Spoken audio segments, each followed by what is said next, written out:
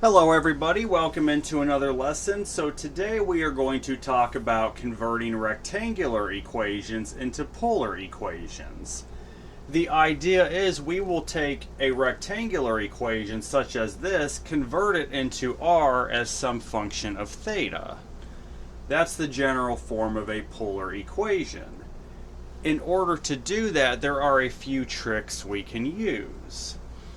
We have the fundamental identity that x squared plus y squared equals r squared. This is the general form for a circle with the center at the origin. So we can substitute x squared plus y squared with r squared. Also keep in mind that x equals r cosine of theta and y equals r sine of theta. Those are the equivalents in the polar system. So let's get started with a couple of basic circles with the center at the origin.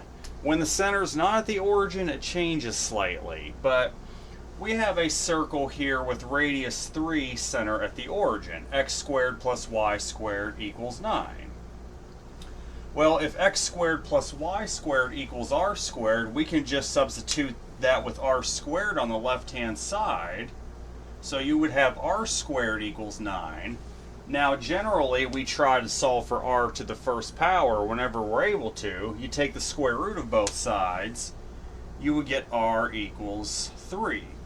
And the reason we're not taking a negative square root is because when you have a circle of radius 3, which this is, it's accounted for on every axis on the polar coordinate system for every angle. So you would just have a circle of radius 3 on the entire unit circle. So you just need to take the positive square root. That would be sufficient enough. So the polar form of this equation would be r equals 3. Let's do one more circle, center at the origin. So we have x squared plus y squared is going to be equal to 16. So x squared plus y squared equals 16. So this is a classic circle with radius of 4. Well, x squared plus y squared is the same as r squared, so this would become r squared equals 16. Take the square root of both sides, you'll get r equals 4. That would be the polar form of this equation. It's a circle with radius 4, so r equals 4. Alright, so we've had a couple of circles with center at the origin. Fairly basic.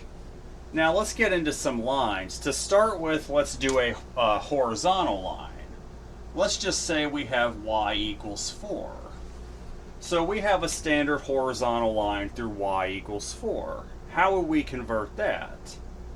Well, keep in mind y in the polar system is the same thing as r sine of theta. So you would turn y into r sine of theta, set that equal to 4. Now you have to solve for r.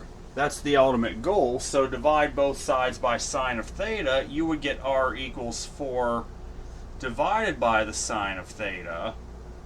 Well, the sine in the denominator would really turn this into r equals 4 cosecant of theta. So the equation for y equals 4 in polar form would be r equals 4 cosecant of theta. That's a horizontal line. What about a vertical line? So let's do a vertical line. So we have x equals 2. Alright, so we just got x equals 2 in the rectangular form. In polar, x is the same thing as r cosine of theta. So the left side would turn into r cosine of theta. That would equal 2. And of course we got to solve for r, so divide both sides by that cosine of theta. R would equal 2 divided by the cosine of theta. Well, cosine in the denominator, this is going to turn this equation into r equals 2 secant of theta. So this same equation in polar form is r equals 2 secant of theta. That would give you a vertical line. Alright, so we've had some vertical line. We had a vertical line, a horizontal line. Now, what if we just have a simple line such as y equals x, the normal function that everyone's used to by now, y equals x, how are we going to evaluate that? Well, we know y is r sine of theta, so we'll turn the left side into r sine of theta. That's going to equal the right hand side, x is r cosine of theta. Well, okay, we should make the right hand side equal to 1. So divide both sides by r cosine of theta. So you'll get r sine of theta divided by r cosine of theta equals 1. Well, notice your r's cancel out, and then what's sine of theta divided by cosine of theta? That's just simply going to be tangent of theta equals 1. There is no r term, is there? If you just have a line without any constants, if you just have a y and an x term with no constants whatsoever, you will not be able to solve for r. Instead, you'll get theta. We need to find theta. What angle gives you a tangent of 1? Well, pi over 4 and of course 5 pi over 4. But remember, the whole line y equals x is similar. It's the same thing as pi over 4 and 5 pi over 4 combined, because if you go in the negative direction of pi over 4, you'll end up on the 5 pi over 4 axis. So it's sufficient to say that theta equals pi over 4. And in the next lesson, we're actually going to work in reverse. We're going to convert polar equations into rectangular equations. We will have some equations you're just given a theta equals an angle value. So you would get theta equals pi over 4. That would be the best you could do. Alright, let's do another similar one. What if I gave you y equals 2x? So this time we have y equals 2x. Well, again, plug in your identities for y and x. So y, of course, is r sine of theta. That's going to equal 2 times r cosine of theta. Alright, well, we should probably make the right-hand side equal that too. So divide both sides by r cosine of theta. You'll get r sine of theta divided by r cosine of theta is going to equal 2. Well, notice your r's cancel out. And then sine over cosine, that's the tangent of theta, equals 2. Well, what angle in radians gives us a tangent of 2? It's approximately equal to 1.1 radians. So we'll say 1.11 radians. So theta would equal about 1.11. That would be the answer in radians. And unfortunately, you just get an angle equal to a value. That's the best you can get when you have the equation of a line without any other constants. If you have a constant, it actually gets easier, believe it or not, as we'll see in the next couple of examples. But there are different tricks for different types of polar equations. Yes, these fundamental identities help, but some of the tricks are things you would least expect with some of them. And you'll see, but also a note that when you're working in polar coordinates in the polar system, by and large you want to stick to radians. So just stick with radians. It's not entirely wrong to use degrees, but universally it's just accepted you work in radians in the polar system. Okay, so now let's move on to a couple of lines in general form that actually have a constant, a y-intercept if you will.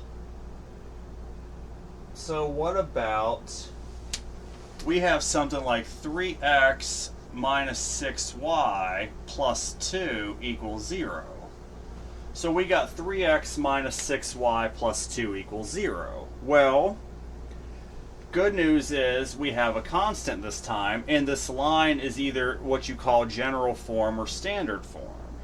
it's actually going to make our lives easier. Now, what you need to do is get that constant term out of the left-hand side. We'll start there. So this would turn into 3x minus 6y is equal to the negative of 2.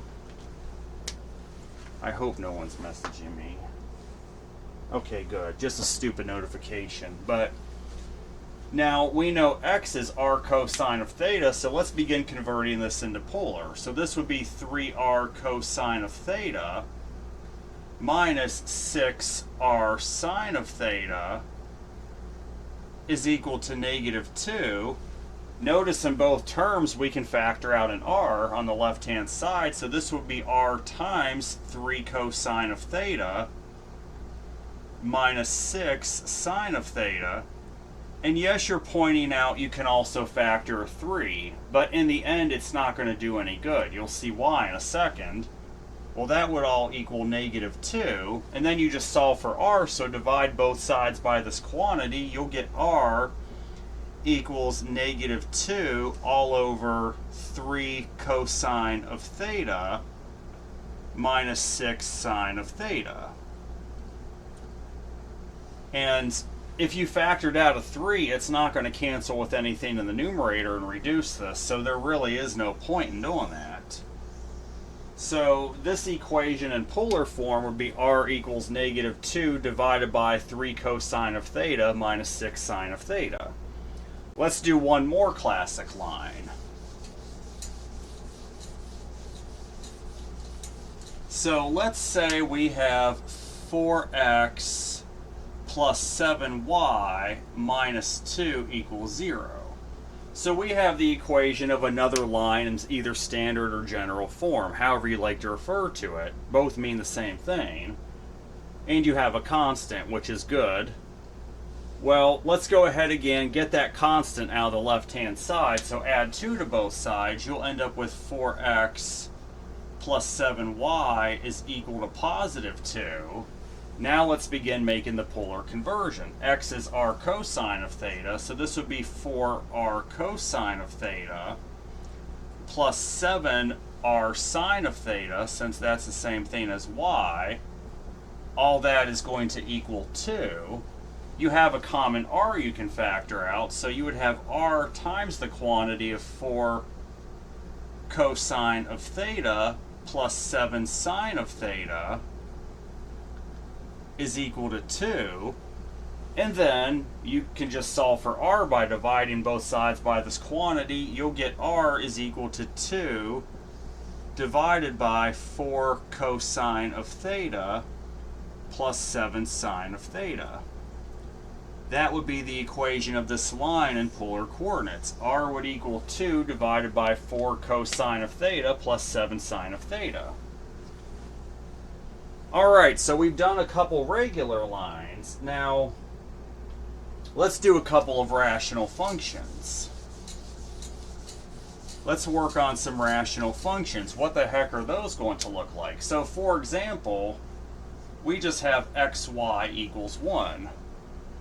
Well, normally the function is y in terms of x, so if we divide both sides by x, this would be the same thing as y equals 1 over x.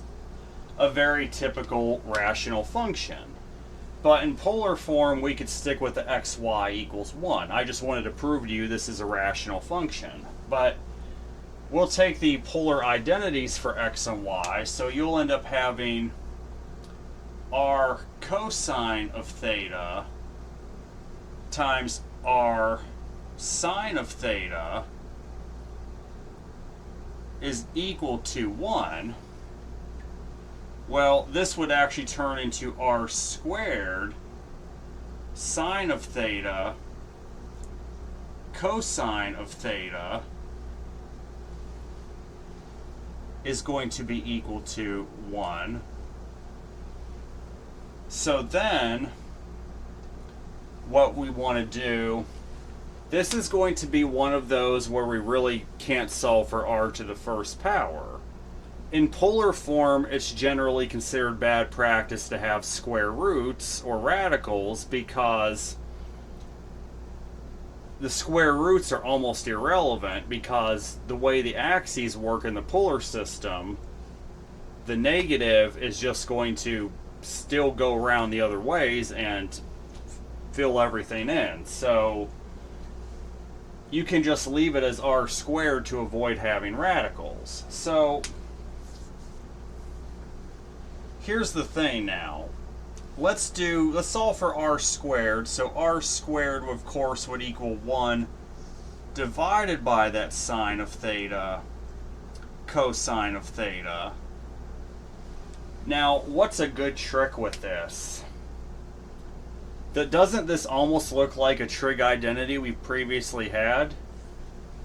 Isn't it true that 2 sine of theta, cosine of theta, is equal to the sine of 2 theta?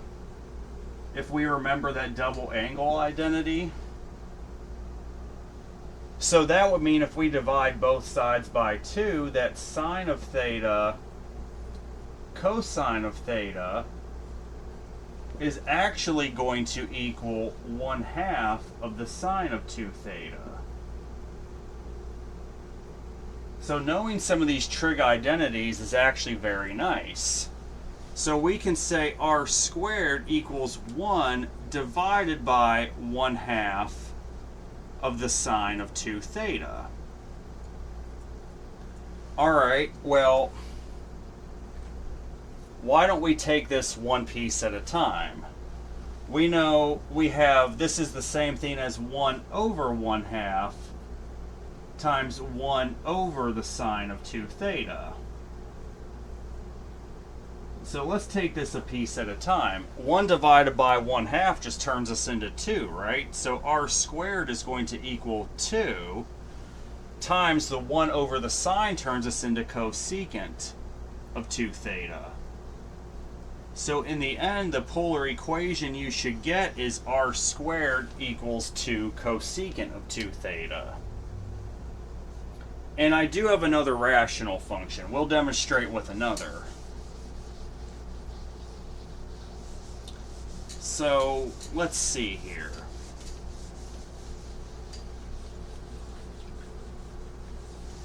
Let's say this time we change it a little bit. We have 2xy equals 1. So we've been given 2xy equals 1, another rational function. Well, let's go ahead and start out with making our polar substitutions in here. So you'll have 2 times that x value, which is r cosine of theta, times your y, which is r sine of theta, is equal to 1. Well, simplifying all this, this would turn into 2r squared sine of theta cosine of theta is equal to 1. Well, we definitely want to get the r squared by itself, right?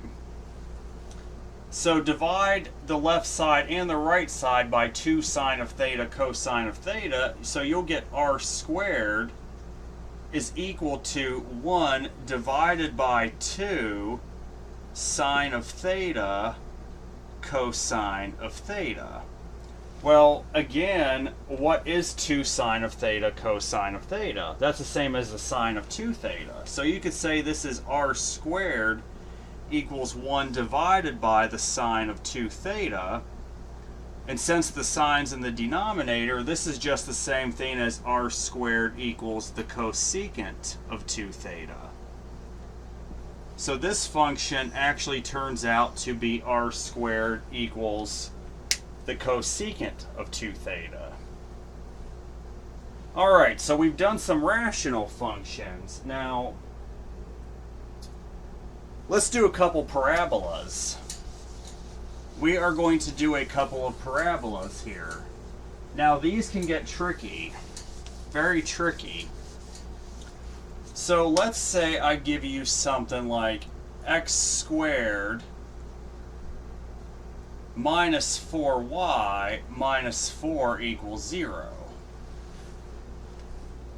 So you have a parabola, right? What I'm going to suggest here, What do we know about this though? Before we convert polar, there's a reason I'm doing this. Wouldn't this be the same thing as x squared equals 4y plus 4, which would actually be the same thing as x squared equals 4 times y plus 1. This isn't the ultimate form we're going to use. We're going to use this form, but it's going to come into play in a minute. This is the graph of a parabola that opens upward because you have a positive coefficient on the quantity of y plus 1. So with that in mind, let's go ahead and start making polar conversions. So x is r cosine of theta. Well, this would turn into r squared cosine squared of theta minus 4 times your y, which is r sine of theta, minus 4 equals 0. Well, this looks kind of crazy to work with. How are we going to solve for r? The quadratic formula. Believe it or not, we're going to use the quadratic formula. We're going to solve for r. So r is going to equal the negative of b. Well, on your r to the first term, you have negative 4 sine of theta, so that would be negative of that would be positive 4 sine of theta. You have plus and minus, that's square root of the b squared. Well, negative 4 sine of theta squared, that's positive 16 sine squared of theta, minus 4 times your a, which is the cosine squared of theta, times your c, which is negative 4. All that divided by 2 times a, which would be 2 cosine squared of theta. Alright, so where do we go from here? Let's simplify this a bit. So r equals 4 sine of theta plus or minus the square root of 16 sine squared. Multiplying negative 4 times 4, this would be plus 16 cosine squared of theta, all over 2 cosine squared of theta. Well, this is actually about to work out very nicely because we can factor out a common 16 in that radical, so you would have 4 sine of theta plus or minus the square root of 16 times the quantity of sine squared of theta plus cosine squared of theta. All that divided by 2 cosine squared of theta. Well, let's simplify this further. Okay, so what is sine squared plus cosine squared? That's just 1, isn't it? That just turns into 1. You're literally left with the square root of 16. The square root of 16 happens to be 4, doesn't it? So you would end up with 4 sine of theta plus or minus 4 all over 2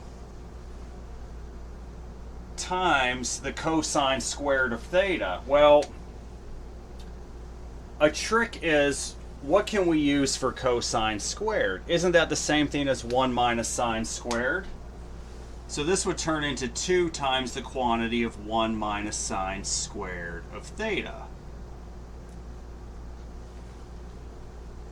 Alright, well,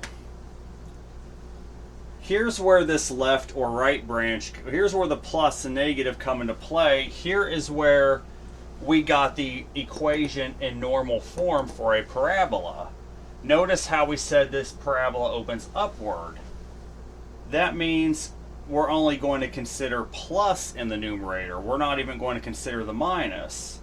So really, this is going to turn into, if we only consider the plus, what you can do is factor out a common 4 you would end up having 4 times the quantity of 1 plus sine of theta. I just simply switched the order around because addition's commutative. This would be over 2 times, okay, what is 1 minus sine squared of theta? Well, isn't this the difference of 2 squares? Isn't this the same thing as 1 plus sine of theta times 1 minus cosine of theta? Would you look at that? So you got a canceling 1 plus sine of theta from the numerator and denominator. 2 goes into 4. That 2 will become a 1. The 4 becomes a 2. So your final answer is r is going to equal 2 over 1 minus the cosine of theta. So that is the equation of this parabola in polar form. You get r equals 2 over 1 minus the cosine of theta. And in fact, a couple lessons from now, we're going to be doing a lesson on the polar form of the polar equation for conic sections. So things like this are going to come into play. So that's just a side note. Let's do one more parabola. Let's do another parabola.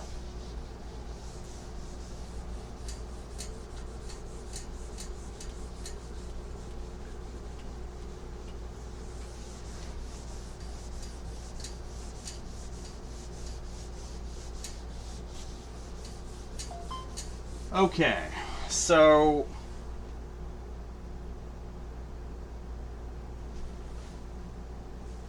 we have y squared minus 8x minus 16 is equal to 0. We have y squared minus 8x minus 16 equals 0. Before you even do polar conversion, do yourself a favor, get this into standard form for a normal parabola. We can clearly see it's a parabola because only the y is quadratic, and then you have the x is linear. So this would turn into y squared is equal to 8x plus 16, which would simplify even further into y squared equals 8 times the quantity of x plus 2. Well, the coefficient on the quantity of the x is positive, right? That means it's going to be a parabola that opens to the right.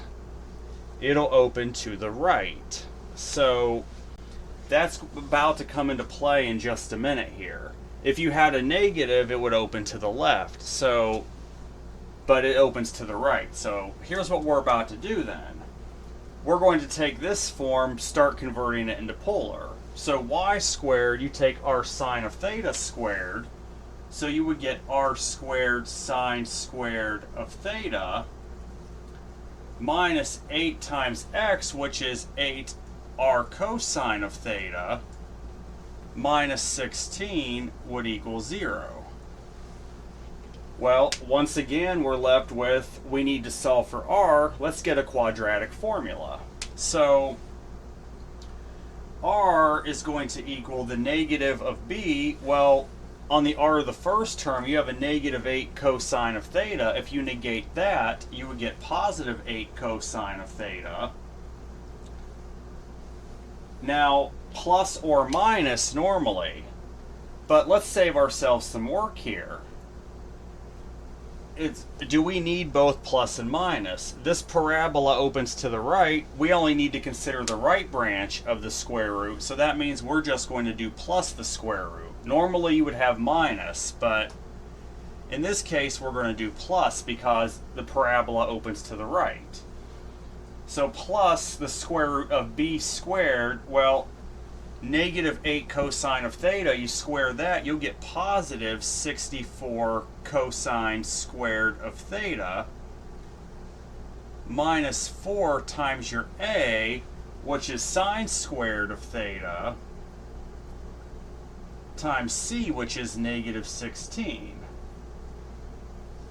So there's your square root quantity all over 2 times a. Well, a is sine squared, so this would be over 2 sine squared. Now let's go through and simplify this a bit. So this is going to equal 8 cosine of theta plus the square root of 64 cosine squared of theta. Now -4 times -16, that's positive 64 sine squared of theta, all over 2 sine squared of theta.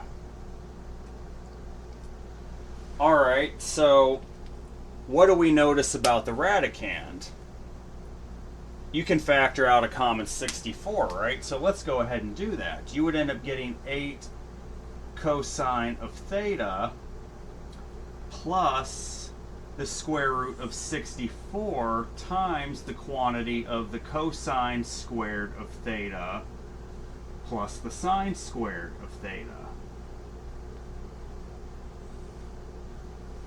All that divided by 2 sine squared of theta. Well, again, a really beautiful thing just happened inside the radicand. You just have a quantity of cosine squared plus sine squared. What is that? That's just 1. So this is really the square root of 64 times 1, which is just the square root of 64. And what is the square root of 64? It's 8. So this will turn into 8 cosine of theta plus 8 divided by, now 2 times, what is the sine squared of theta? What's another identity for sine squared of theta in terms of cosine? That's going to be 1 minus the cosine squared of theta. Okay, well, notice in the numerator we can factor out a common 8, can't we? So if we do that, you would end up getting 8 times 1 plus the cosine of theta. I used the commutative property to arrange my terms and factored out a common 8.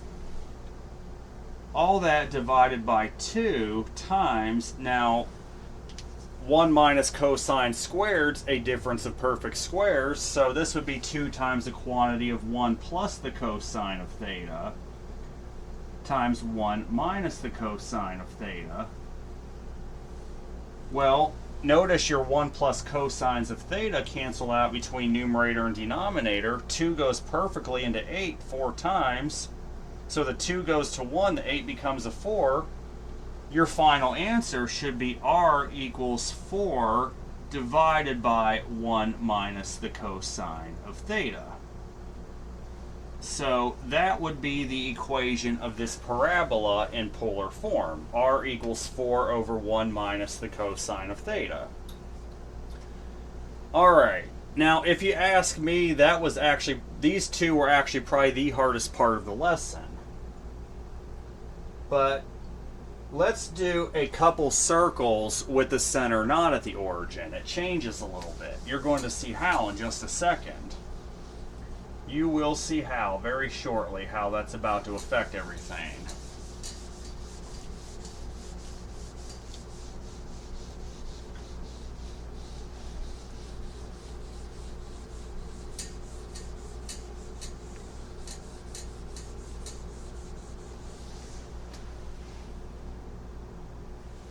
So let's say you have x squared plus y squared minus 6x equals 0. So you have x squared plus y squared minus 6x equals 0. This should be very clear by now, since we've talked about circles and conic sections long enough, that this is a circle where the center is not going to be at the origin. But we're not asking even about the center or the origin. We're asking for the polar form of this equation. There's a trick. What is x squared plus y squared? We can just convert both of these terms into r squared. So this would be r squared minus 6 times your x is r cosine of theta. So you would end up having r squared minus 6r cosine of theta is equal to 0. Well, you can factor out a common r. You'll end up getting r times the quantity of r minus 6 cosine of theta equals 0. Okay, well, what do we do with that? You're going to solve for r, but r equals 0 is already included in this. It's always going to be included if you factor out a common r. So we don't even consider r equals 0. What we're really going to consider is r minus 6 cosine of theta equals 0. So r minus 6 cosine of theta equals 0. So then you would end up getting r equals 6 times the cosine of theta. And that would be your answer. And there you go. R equals 6 cosine of theta is the polar equation for this circle with the center not at the origin. Let's do another circle with the center not at the origin.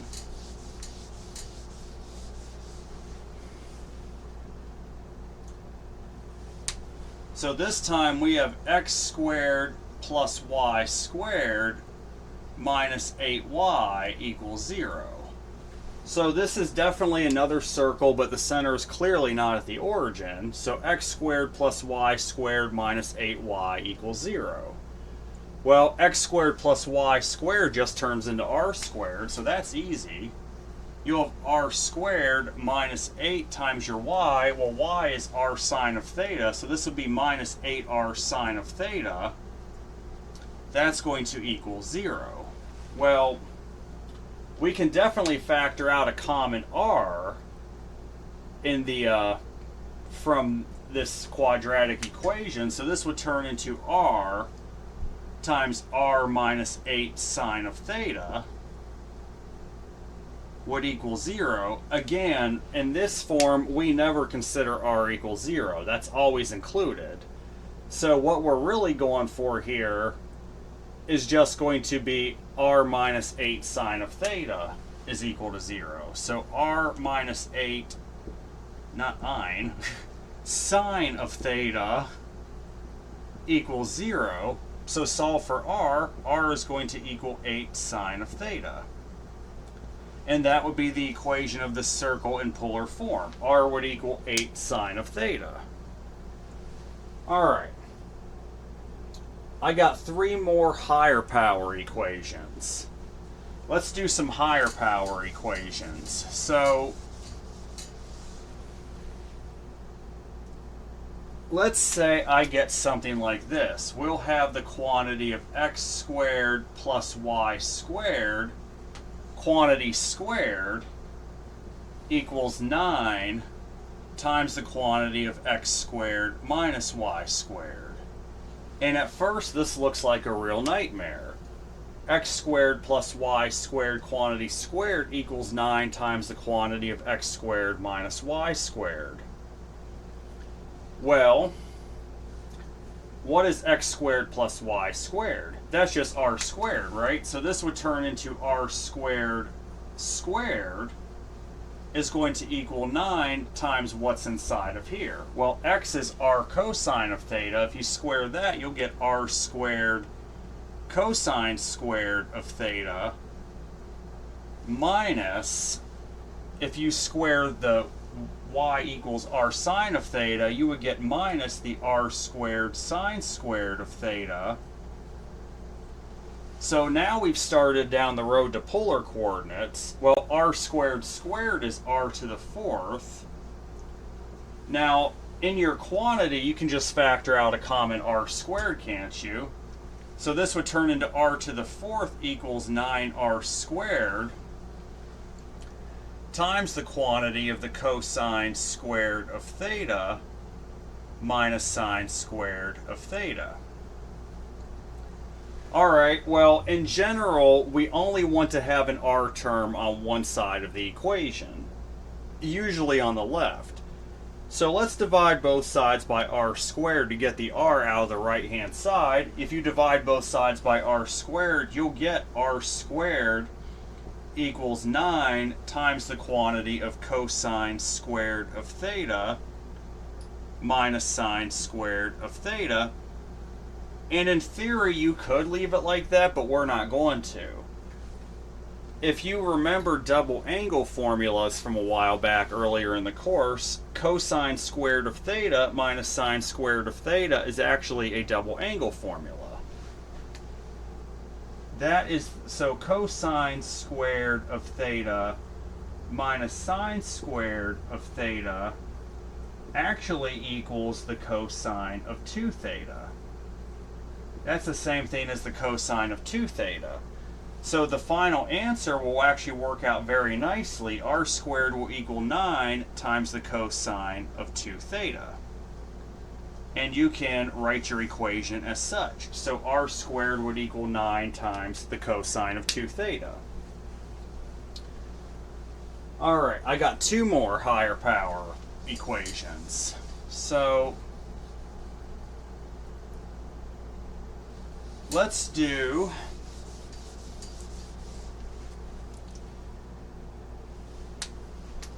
we have y squared equals x cubed. So you've been given y squared equals x cubed. Definitely uneven powers.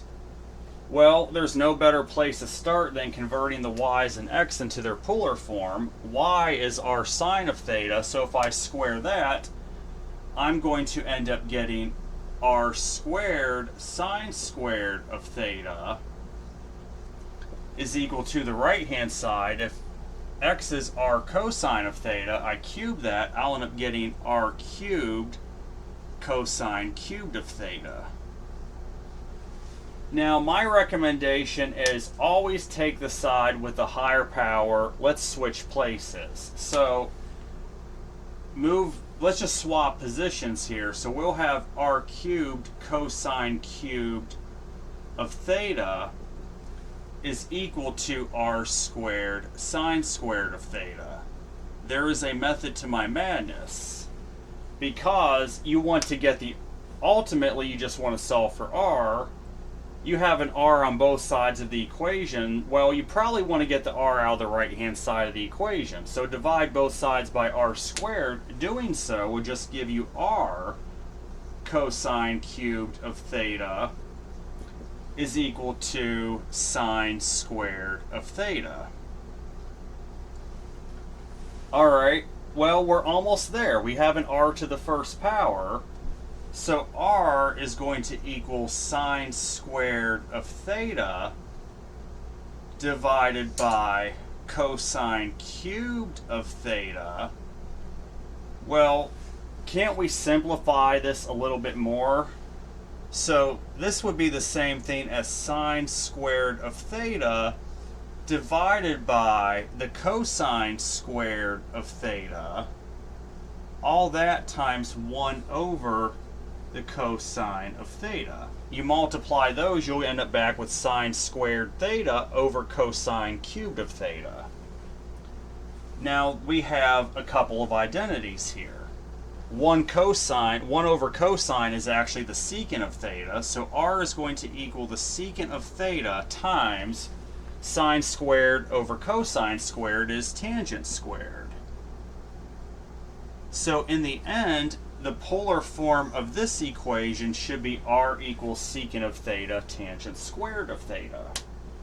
I got just one more, then we're done.